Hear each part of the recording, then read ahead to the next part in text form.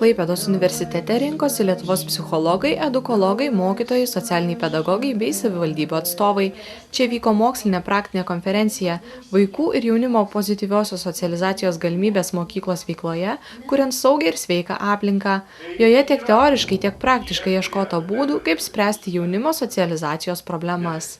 O šios konferencijos pagrindinis tikslas tai iš tikrųjų yra kurti saugią aplinką ir šiandien aptarsim vyriausybės programą, vaikų ir jaunimo socializacijos programą, būtent kaip galime įgyvendinti, kokios priemonės ir vėl bandysim keistis nuomonės su mokslininkais, praktikais ir manom, kad tokiu būdu kursim saugesnę aplinką vaikams mokykloje.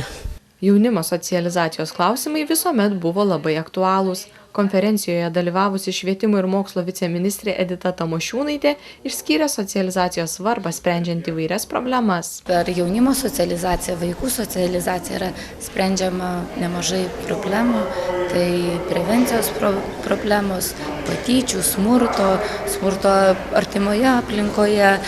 Taip pat sprendžiami saugumo klausimai, vaikų užimtumo klausimai, kaip ir vasaros vaikų užimtumas, nes mokiniai atostogauja daugiau negu 2 mėnesius ir tėvai neišgali išleisti stovyklas, nes tai gan brangus dalykas.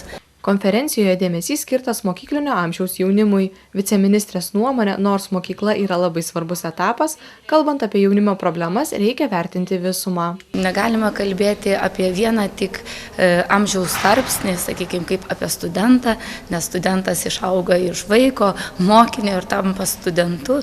Tai manau, kad kuo anksčiau mes ir psichologai, socialiniai pedagogai, mokyklų bendruomenė, tėvai ir visi suinteresuoti asmenys, kuo anksčiau mes pradėsime ugdyti socialiai teisingą jauną žmogų, tuo aišku, jau jam studentaujant bus geriau, bet kaip jau paminėjau, kad vieno kažkokio tarpsnio negalime atskirti ir turime žiūrėti į problemų sprendimą kaip į visumą.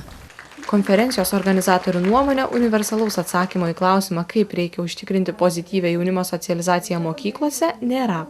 Bandom remtis ir moksliniais tyrimais, tą savo kaip mokslininkų patirtį, bandom remtis praktikų patirtim.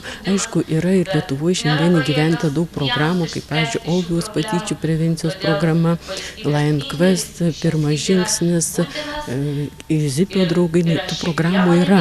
Ir iš tikrųjų, būtent atsakymo nėra, nes problemos keičiasi, ateina nauji vaikai, bet mes stengiamės remtis, kaip ir sakiau, tiek mokslinė, tiek praktinė patirtim jas sprendžia. Aš manau, reikia skirti dėmesį, kaip efektyviau vykdyti sukurtas programas ir ieškoti naujesnių. Šiemet konferencijoje buvo parengtas vaikų ir jaunimo socializacijos planas, apimantis vasaros poilsio organizavimą, socializacijos centrų pertvarkymą ir kitas neformalias veiklas. Taip pat sudarytas neformaliojo švietimo tobulinimo planas. O konferencijos pradžioje